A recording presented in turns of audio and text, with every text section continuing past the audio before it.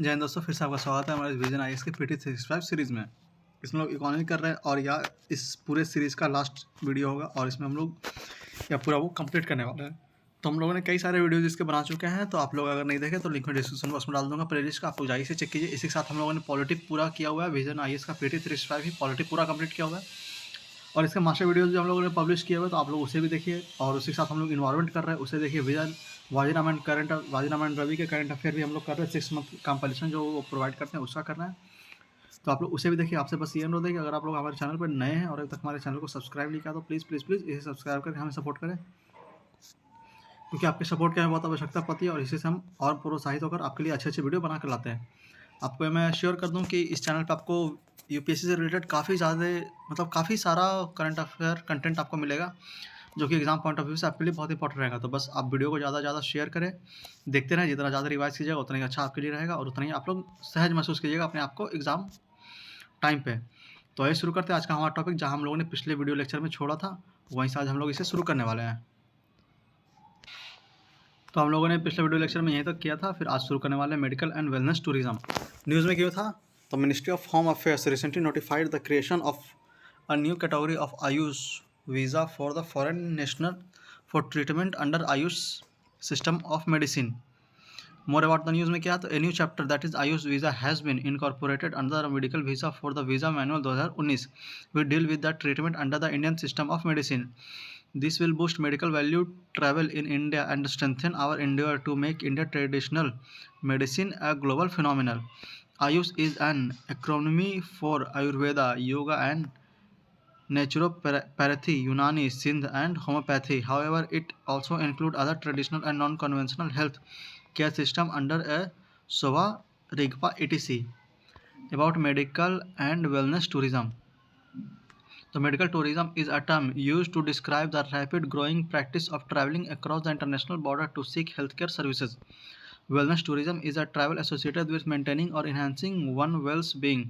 The Ministry of Tourism has formulated a national strategy for roadmap for medical and wellness tourism, aimed to provide institutional framework strengthening the ecosystem for medical and wellness tourism, developing a brand and ensuring quality assistance. Strategy key pillar includes में क्या है? तो enabling digitalization by setting up an online medical value term MBT portal, enhancement of accessibility for MBT exam etc. Constituted National Medical and Wellness Tourism Promote Board for Institutional Framework. Related news में क्या है? तो first WHO traditional medicine global summit क्या है? तो recently the world health organisation WMO and ministry of AYUSH organised the first WHO traditional medicine global summit toward health and wellbeing for all in Gandhinagar, Gujarat. Summit aimed to harness the potential of the evidence-based traditional, complementary and integrative medicine (TCIM). WHO released the outcome document for the first WHO Traditional Medicine Global Summit 2023 in form of Gujarat Declaration. तो data bank में क्या है? तो 7th ranked with 57 million trips in wellness tourism as per global wellness tourism. $70 billion estimated to grow of Ayush-based healthcare and wellness by 2025. अगला news है open network for digital commerce ONDC. News में क्यों था? तो network operation and company system NOCS platform was launched for ONDC. More on the news में क्या है? तो NPCI Bharat bill pay limited NBBL was launched. NOCS platform will provide reconciliation and settlement service for transaction under the ONDC network. ONCS developed under guidance of RBI will enable smooth, secure and timely transfer of fund to network participants. It is integrated with banks, fintechs and e-commerce player and will soon go live. About ONDC क्या है? तो what is ONDC? Market and community led initiative. An open network estimates the need for a central intermediary, an enabler for massive digital commerce expansion, an enabler for broad based innovation. What is ONDC not? मतलब क्या नहीं है? ये government regulatory body नहीं है, an application और a platform नहीं है, ए सेंट्रल इंटरमीडिएट नहीं है, a medium to help digitalise businesses नहीं है. ONDC was launched by Department for Promotion of Industry and Internal Trade DPIIT Ministry of Commerce and Industry to control digital monopolies. It promotes open network for all aspects of exchange of goods and services over digital or electronic network. Task to integrate e-commerce platform on ONDC has been assigned to Quality Council of India. ONDC does not require the use of same platform application by buyer and seller to do a business transaction. अगला energy sector, उसमें पहला है national electricity plan NEP। News में क्या था, तो recently the central government authority has notified the national electricity plan for 2022 से 32। More about the news में क्या था, as per electricity act 2023 CEA is required to prepare the NEP in accordance with the national electricity policy and notify such plan once in 5 years. NEP includes the review of the last 5 year 2017 से 22, a detailed plan for the next 5 year 2022 से 27 as a prospective plan for 2027 से 32. The first NEP was notified in 2007. की highlight of NEP क्या है, तो rising energy demand, India is witness electricity demand increase at CAGR around 4.1% during the last decade. Install capacity क्या है, तो likely install capacity for the year 2026-27 will be go around 610 gigawatt with almost around 57.4% non fossil waste capacity from around 40% as of March 2022. Carbon emission, average CO2 emission rate from coal based station has been on a declining trend. Contribution of renewable energy RE sources क्या है, तो installed capacity of RE sources is expected to contribute around 35% of the total energy mix by 2026-27. Energy efficiency and conservation. India has achieved a reduction in the emission intensity of GDP by 24% over the period 2005 से 2016 and is now committed to reduce emission intensity by 45% in 2030 against the level of the year 2005. Emission intensity is the level of GHG emissions per unit of economic activity usually measured at the national level as GDP. All India installed capacity as on 31/3/2023 मतलब 31 March 2022 तक all value क्या है इन megawatt, तो renewable energy से 39%, lignite से है 2%, nuclear से है 2%, डीजल से है 0%, गैस से 6% और कोल से दिखा रहा है 51%. All India re install capacity megawatt as on 31 March 2022 क्या है, तो सोलर से है 34%, विंड से 26%, बायोमास से है 7%, स्मॉल हाइड्रो से है 3% और लार्ज हाइड्रो से है 30%. अगला है सेंट्रल इलेक्ट्रिसिटी अथॉरिटी CEA क्या है, तो about statutory organisation under electricity act 2003. It work under the ministry of power. Genesis क्या है, तो originally constituted under section 3 clause 1 of repealed electricity supply act 1948. In 1951 established as part-time body and made full-time body in 1975. Superseded by Section 70 of Electricity Act 2003. Objective क्या है, तो to regulate and oversee the development of electricity sector in the country, to ensure reliable 24/7 power supply of adequate quality to all consumer in the country. Composition में क्या है, तो not more than 14 member including its chairperson, not more than the 8 full time member to be appointed by the central government. Function and responsibility क्या है, तो advise the central government on national electricity policy, specify the technical standards for electrical plant and lines, specify the condition for installation of meters, promote measures for advancing the skill of person engaged in electricity industry, promote and assist in the timely completion of scheme and projects. Interstate transmission system ISTS charges क्या है, तो news में क्या था, तो ministry of power waves interstate transmission system ISTS charges on offshore wind, green hydrogen ammonia project for 25 years. More on the news में क्या है, तो earlier government has ordered waiver of ISTS charges on transmission of electricity generated from new hydro power projects. OWP is the use of wind farm constructed in bodies of water, usually in ocean on continental shelf, to harvest wind energy to generate electricity. Green hydrogen is hydrogen produced from water using RE sources.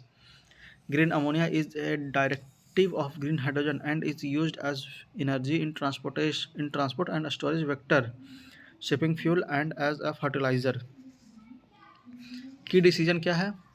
तो complete waiver of ISTS charges has been given from offshore wind power OWP project commissioned on or before 31st December 2032 from 25 years from date of commissioning. However, project commissioned from 1st January 2033 would be given graded ISTS charges.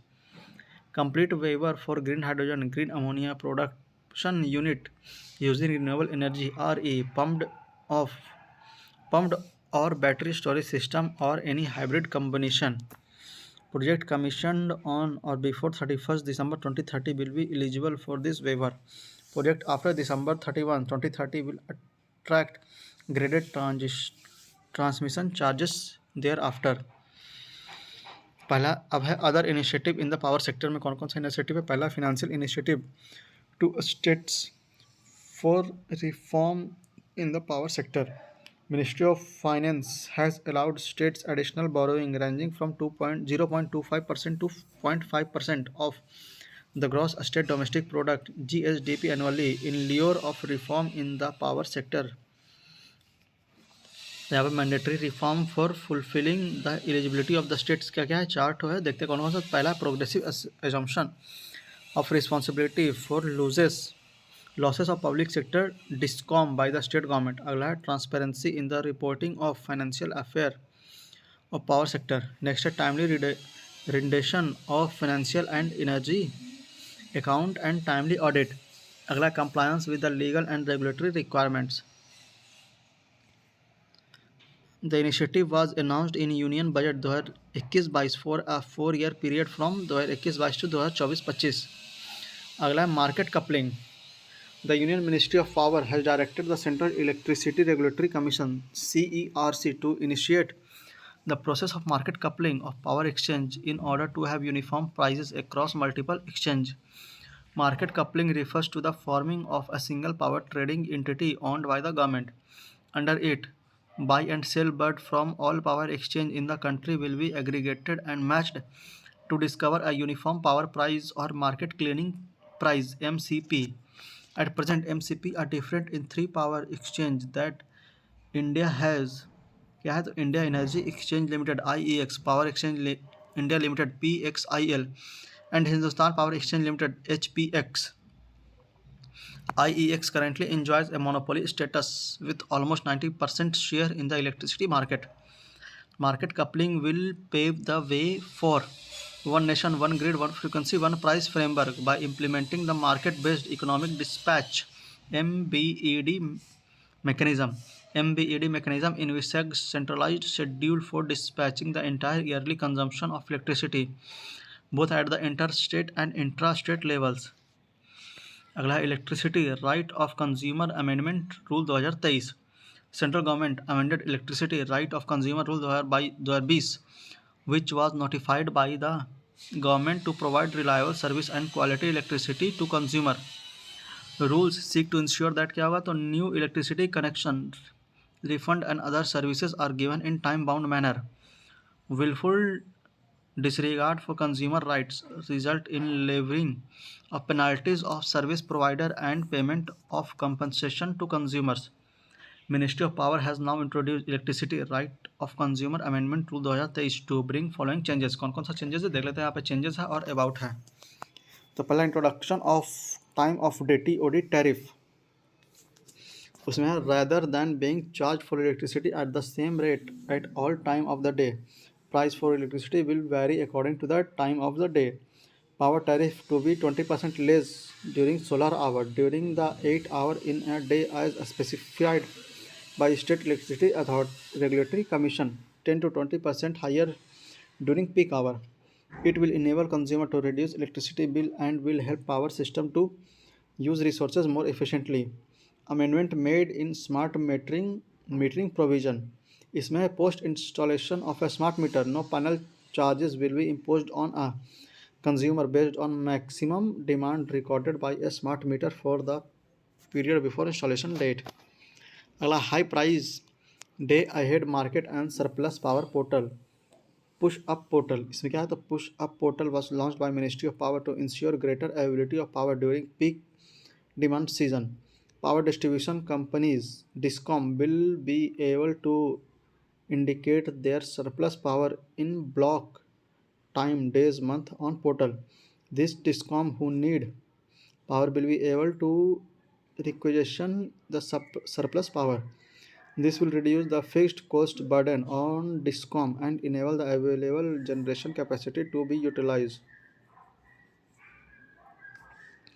अगला national gas grid news में क्या था तो Bihar portion of Barauni Guwahati pipeline which connect Bihar to the national gas grid has been completed.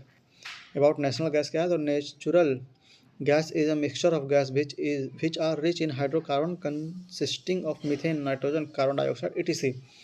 Natural gas reserves are deep inside the earth near outer solid and liquid hydrocarbon beds like coal and crude oil. It is not used in its pure form. It processed and converted into cleaner fuel for consumption. India has targeted to increase the share of natural gas in primary energy mix in India from current 6.5 to 15% by 2030. The subjects of petroleum and natural gas fall under the union list. National gas grid क्या है तो it is a 33,764 kilometer long national gas pipeline network that aims to connect all major supply and demand center of the in the country. It is under the purview of the Petroleum and Natural Gas Regulatory Board (PNGRB). About Petroleum and Natural Gas Regulatory Board (PNGRB) क्या है तो it was established under the Petroleum and Natural Gas Regulatory Board 2006. It aimed to protect the interest of consumer and entities engaged in specified activities relating to petroleum product and natural gas and to promote competitive markets. It also oversees a gas exchange for the trading of natural gas in India.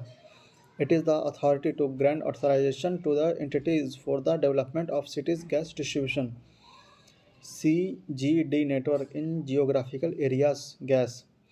It is under Ministry of Petroleum and Natural Gas. अगला topic है हमारा business innovation and entrepreneurship. इसमें पहला है corporate social responsibility CSR. तो news में क्यों था तो recently ministry of corporate affair MCA in its monthly newsletter has highlighted various insights about CSR. About CSR Act of 2013 क्या है तो government provide the broad framework of CSR throughout. पहला section 135 of the companies act 2013 enumerates the provision regarding CSR. दूसरा schedule 7 of the Company Act 2013 indicates the activity to be undertaken by the company under CSR. Companies need to spend a minimum 2% of its average net profit for its preceding 3 financial year amount on CSR activities. CSR mandated companies are required to file detail of CSR activities annually in MCA 21 registry.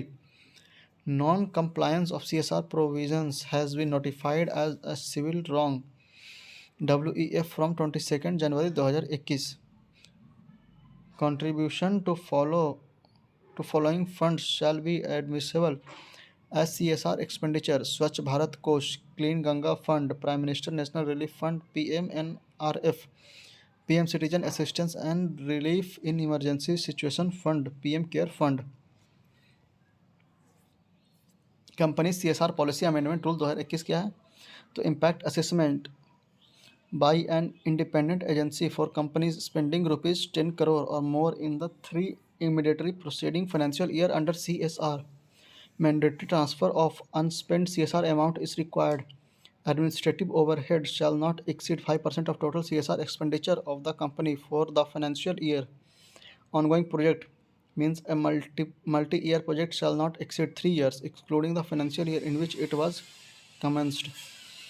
Company CSR policy amendment rule 2022 क्या है तो CSR committee establishment for unspent CSR amount.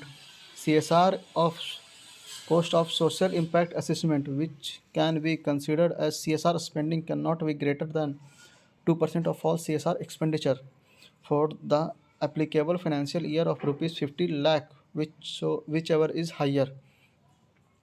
Framework for corporate governance in India क्या है तो companies act 2013 mandates the constitution of board and meeting, audit committee, disclosure requirement in financial statement, etc. Securities and Exchange Board of India (SEBI) monitors and regulates the corporate governance of listed companies. Institute of Chartered Accountant of India (ICAI) for issuing guidelines and standards, thereby directing the pathway of disclosing financial data. Institute of Company Securities of India (ICSI) issues the Secretariat standards primarily in terms of Board of Director meeting and General meeting. Ministry of Corporate Affairs regulates the functioning of corporate sector in accordance with law. तो CSR is applicable to companies with क्या क्या तो net profit of rupees 5 crore or more, net worth of 500 crore or more, turnover of 1,000 crore or more. Trend in CSR spending में क्या है तो 150% increase from CSR spending from 2014 से 15 rupees 26,000 crore has been invested by more than 18,000 companies. 29.5% and 24.5% of the total spending was done in health and education sector respectively.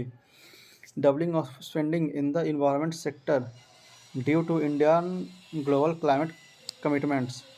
Increased spending on sanitation through the Clean Ganga Fund, drinking water and slum area development.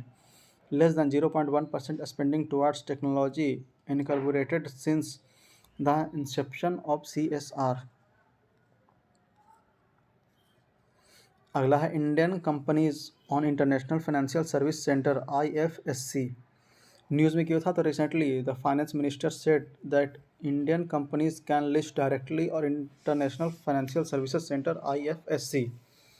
More on the news में क्या है तो presently Indian companies can not directly list their securities abroad without getting themselves listed in domestic stock exchange. In the IBC Central Amended Companies Act allowing direct listing of Indian companies on foreign stock exchange. Currently, Indian companies can raise money abroad through American Depository Receipt ADR and Global Depository Receipt GDR. Depository Receipt DR is an instrument used by domestic company to raise money outside the country. These shares are held by a foreign bank that provide DRs to companies in return for shares. Both GDR and ADR are used to raise fund from foreign market. However, ADR are traded on US stock exchange and GDR are traded monthly on European exchange. What IFSC क्या है तो an IFSC charters to customer outside the jurisdiction on the domestic economy. Such centers deal with flow of finance, financial product and services across border. It can provide several services including fundraising, asset management and global portfolio diversification, wealth management, etc. Establishment क्या है तो IFSCA has been established in 2020 under the International Financial Service Center Authority Act 2019. It is headquartered at Gift City, Gandhinagar in Gujarat. Role of IFSCA. The IFSCA is a unified authority for the development and regulation of financial product, financial services and financial institution in the IFSC in India. At present, the GIFT IFSC is the maiden international financial service center in India. News है competition amendment act 2023. तो news में क्या था the central notified several provision for the competition amendment act 2023 which amended the competition act CA 2002. Competition act 2002 में क्या था तो it replace the monopoly and restrictive trade practices MRTP act 1969. It provided for the establishment of the competition commission of India CCI. The act forbids anti competitive agreement, corporate abuse of dominant positions and combinations, including acquisitions, takeover of control, and mergers and acquisitions that have or are likely to have a mentally negative impact on competition in India. Amended definition in the Act. क्या है तो definition of combination. The CAA expand the definition of combination, mergers, acquisition, or amalgamation of enterprises to include transition with value above 2000 crore. Reduction in the time limit for approval of combination from 210 दिन to 150 दिन. The CCI is now required to form a prima facie opinion on a combination within 30 days. Otherwise, the combination shall be deemed to have been approved. Expansion of scope of chattel to include hub and spoke mode agreement. Companies which are not engaged in identical or similar business activities can also be held liable for an anti-competitive horizontal agreement cartelization wherever such companies participate or intend to participate in facilitating such an agreement. Grievances redressal and penalty provision. क्या है तो limitation period to filing information. A complaint against anti-competitive conduct need to be filed before the Competition Commission of India (CCI) within 3 years from the date on which the causes of action arose. The CCI is empowered to condone delay, increase penalty for false statement, omission of material information from 1 crore to 5 crore. Penalty based on global turnover क्या है तो the penalties would be imposed based on global turnover derived from all product and services by such person or an enterprise. Compounding of offense क्या है तो CAA introduce a provision which allows the compounding of any offense which does not entail imprisonment. Compounding an offense indicates that the individual with whom the crime has been perpetrated has acquired some compensation from the accused. Decriminalization of certain offences such as failure to comply with orders of CCI and direction of the Directorate General concerning anti-competitive agreement and abuse of dominant position. Leniency provision where a party implicated in a cartel investigation makes a true and vital disclosure of an alleged violation or another undisclosed cartel. CCI is empowered to also grant an additional lesser penalty for the cartel already being investigated. Other provision of CCA क्या है तो settlement and commitment mechanism. Under the CCA, CCI may initiate proceeding against enterprises on ground of entering into anti-competitive agreement. Appointment of Director General (DG). As per the CAA, the DG shall now be appointed by the CCI with prior approval of the central government, as against the erstwhile power being vested with the central government. Competition Commission of India. Genesis क्या है? It is a statutory body created via the Competition Act 2002. Mandate क्या है तो eliminate practices having adverse effect on competition, promote and sustain competition, protect the interest of consumer and ensure freedom of trade in the market of India. Ministry क्या है तो Ministry of Corporate Affairs है.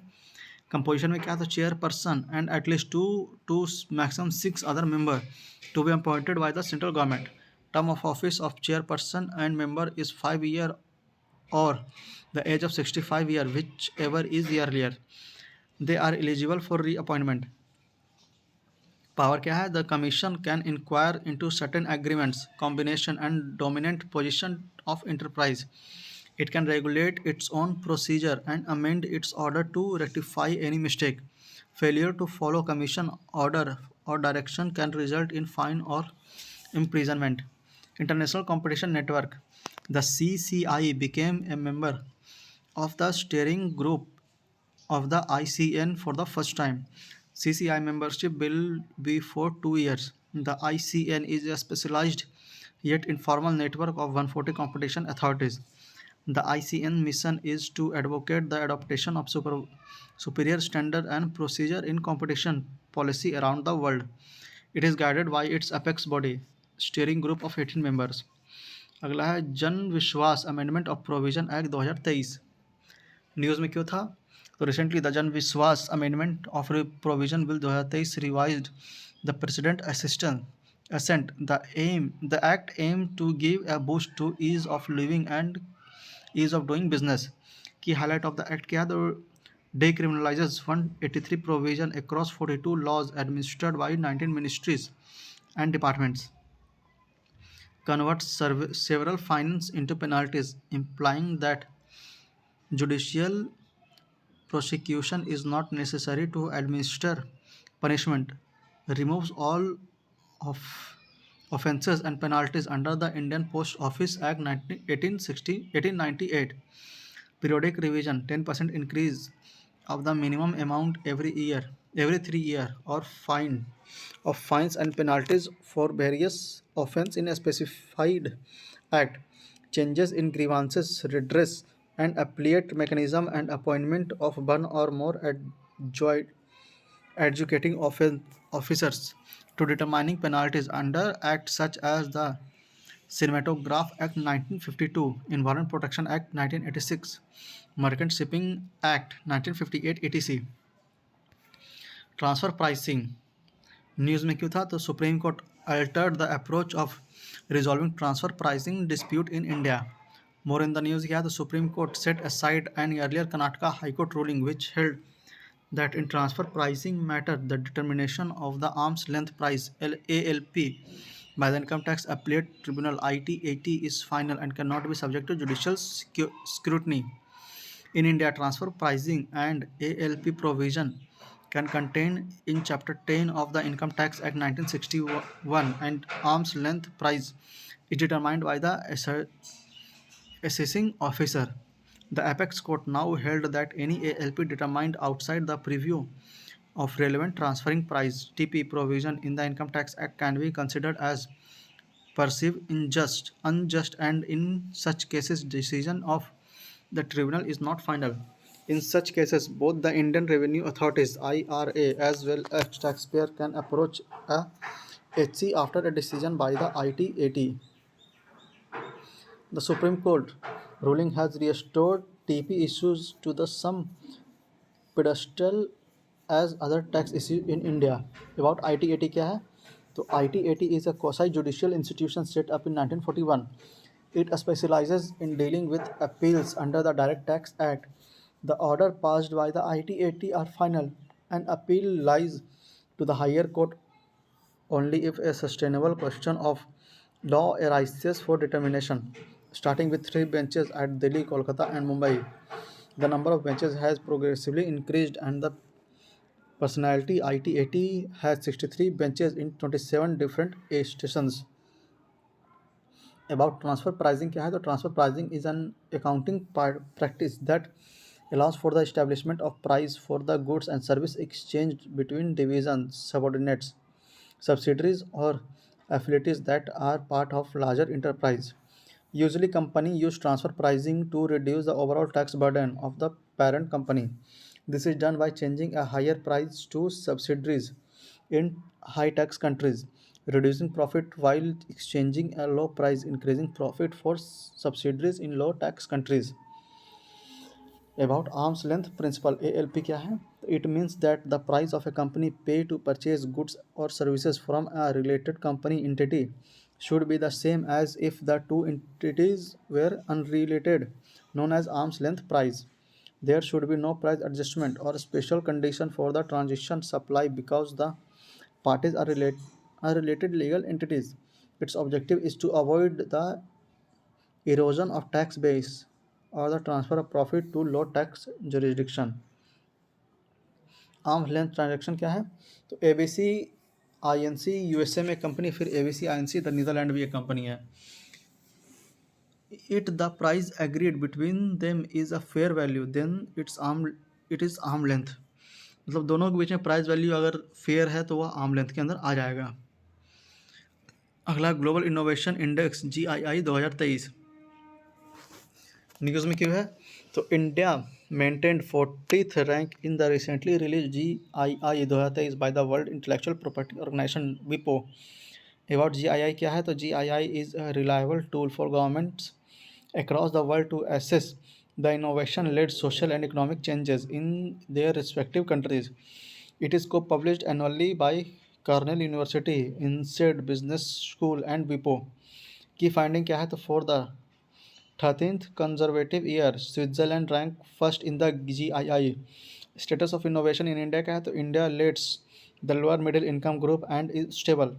India continues as a record holder for being an innovation over performer for a 13th consecutive year. The ascent of India in terms of publication output, ranking 4th in the 2022, overtaking the UK 5th and Germany 3rd. India has 4 technology clusters among top 100 clusters: Bengaluru, Delhi, Chennai and Mumbai.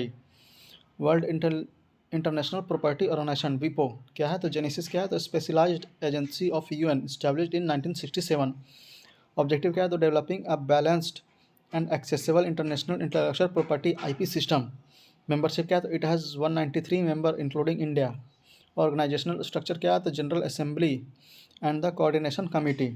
Major treaties, India is a member of all three. कौन कौन सा, तो Paris convention for the protection of industry property 1998, Berne convention for the protection of literary and artistic work 1928, patent corporation treaty 1998. Criteria to measure innovation क्या क्या है, तो input pillar institutions, human capital and research, infrastructure, market sophistication, business sophistication. Output pillar में क्या है, तो knowledge and technology output, creative output. अगला startup in India. News में क्यों था, the parliamentary standing committee on commerce recently released a report titled ecosystem and startup to benefit India. की pointer of the report क्या है, तो access to funding, investment in startup and cyclical in nature. They witness market correction based on various factors such as macroeconomic condition, investor sentiments, and monetary policy. Single implementation agency क्या, तो 42 ministries, department, bodies and overseeing the implementation of various scheme and initiative related to startups. Regulatory support क्या है, the committee noted that easing regulatory या legal framework to facilitate direction overseas listing of utilized Indian startup could give a boost to the ecosystem. Startup in India क्या है, तो definition of the criteria क्या क्या है definition का, तो a company or entitled entity will be referred to as a startup if it fulfills certain criteria या parameters given by Department of Promotion of Industry and Internal Trade DPIIT, Ministry of Commerce and Industry, under Startup India scheme. पहला, company age. The period of existence and operations should not exceed 10 years from the date of incorporation. अगला, company type. Incorporated as a private limited company, a registrar, partnership firm or a limited liability partnership. अगला, annual turnover. Shall have an annual turnover not exceeding rupees 100 crore for any of the financial year since its incorporation. Original entity should not have been formed by slipping up or deconstructing an already existing business. अगला, innovative and scalable. Should work toward development or improvement of a product, process or service, and or have scalable business model and high potential for creation of wealth and employment. DPIIT recognition grant tax exempt for 3 years to startup. Regulations of startup ecosystem in India. क्या क्या regulation है, तो ministry of corporate affair MCA has defined startup through an executive order under the Companies Act 2013 and gave few operational and compliance relaxation for a startup company. The Securities and Exchange Board of India (SEBI) notifies rules for listing startup. Reserve Bank of India (RBI) created a dedicated helpline for startup in India to offer guidelines assistance for undertaking cross-border transition with the ambit of the regulatory framework. Issues या challenges in the startup ecosystem of India क्या है, तो less focus on agriculture. Out of the total recognized startup, only 5.18% are in the agriculture sector. Low intellectual property right (IPR), only 11% of the patent application field of startup has been granted patents. Flipping registrar in a foreign country. The economic survey 2022 highlighted the flipping trend due to more access to overseas debt, eliminating the risk of angel tax, better IP protection etc. अगला bureau of Indian standard BIS news में क्यों था? तो union minister of consumer affair food and public distribution inform that the bureau of Indian standard BIS node must for an additional 115 categories of product from 2024. More on the news क्या है? तो ceiling fan, stainless steel cookware, what aluminium utensil, block board and aluminum cans for beverages will come under the mandatory quality norms notified by the BIS. Bureau of Indian Standard BIS क्या है? तो genesis इसका क्या है? तो BIS is the National Standard Board of India established under the BIS Act 1986 replacing the then Indian Standard Institution ISI and later restructured by the BIS Act 2016. It works under the aegis of Ministry of Consumer Affairs, Food and Public Distribution MOCA, FNPD. Objective क्या है? तो to satisfy the consumer need for quality, to achieve harmonious development of activities of standardization, to provide trust to standardization and quality control for growth and development. Organizational structure क्या है? तो a governing council consists of 27 members, president, Ministry of MOCA and FNPD. Vice president कौन होगा? तो ministry of state of MOCA and FNPD. Function क्या है? तो formulation of standards through a consultative mechanism and technical committee, review of standards every in 5 year, harmonise Indian standard and publish them, certification of product, foreign manufacturers and hallmarking of good and silver jewels etc.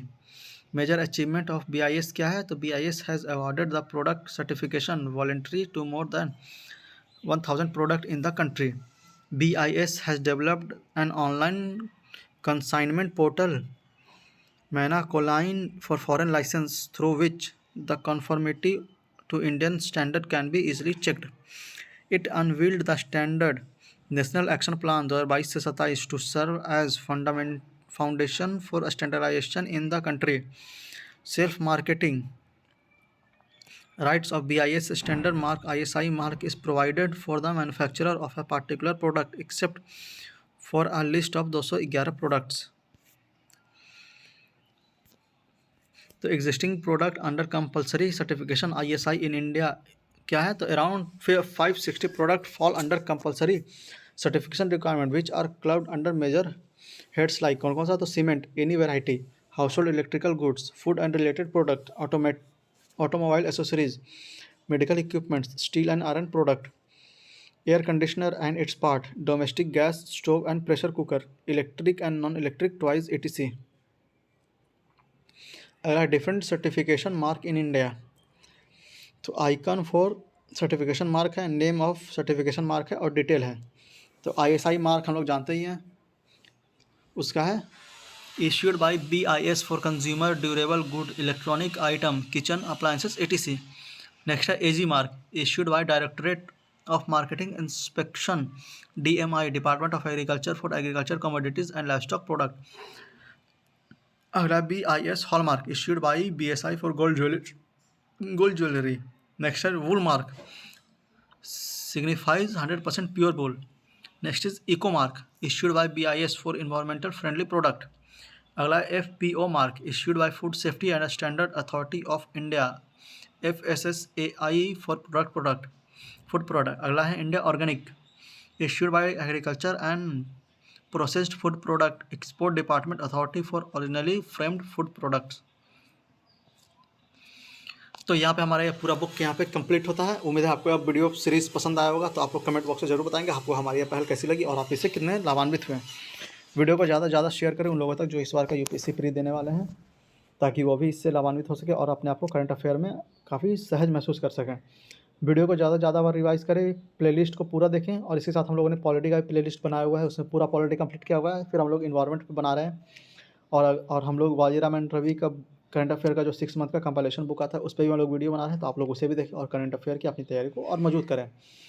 तो मिलते हैं आपसे किसी और नए series में, किसी और वीडियो लेक्चर में। तब तक के लिए जय हिंद, जय भारत। रिवीजन करें, पढ़ते रहें और एग्ज़ाम की तैयारी अच्छे से करें। तो मिलते हैं आपसे अगले वीडियो लेक्चर में, तब तक के लिए जय हिंद, जय भारत।